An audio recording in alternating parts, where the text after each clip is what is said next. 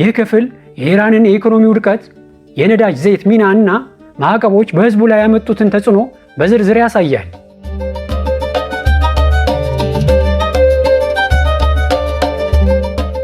ኢራን በዓለም ላይ ካሉ ታላላቅ የነዳጅና የተፈጥሮ ጋዝ ክምችት ካላቸው ሀገሮች አንዷ ናት።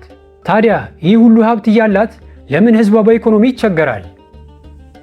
ምክንያቱ አንድ ብቻ አይደለም፣ ግን ዋናው ምክንያት ማዕቀብ ነው። አሜሪካና የምዕራቡ ሀገራት በኢራን ላይ የጣሉት ማዕቀብ ሀገሪቱ ነዳጇን በነፃነት እንዳትሸጥ አግዷታል። ይህ ደግሞ የሀገሪቱን የገቢ ምንጭ አድርቆታል። የሚገርመው ግን ችግሩ በማዕቀብ ብቻ አያበቃም።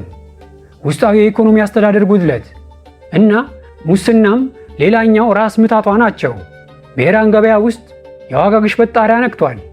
ዛሬ በገዛ ዋጋ ነገ አታገኘውም። እስቲ አስቡት፣ የኢራን ገንዘብ ሪያል ዋጋው በየቀኑ እየረከሰ ነው። አንድ ተራ ሰራተኛ ወርሃዊ ደሞዙ ለቤት ኪራይና ለምግብ ብቻ እንኳን አይበቃውም። ይህ ደግሞ በመካከለኛው መደብ ላይ ላሉ ማህበረሰቦች ትልቅ ጫና ፈጥሯል። ብዙ የዩኒቨርሲቲ ምሩቃን ቢኖሩም ስራ አጥተው በየመንገዱ ይታያሉ። ሀብታም ሀገር ግን ድሃ ህዝብ፣ የኢራን ትልቁ ተቃርኖ ይሄ ነው።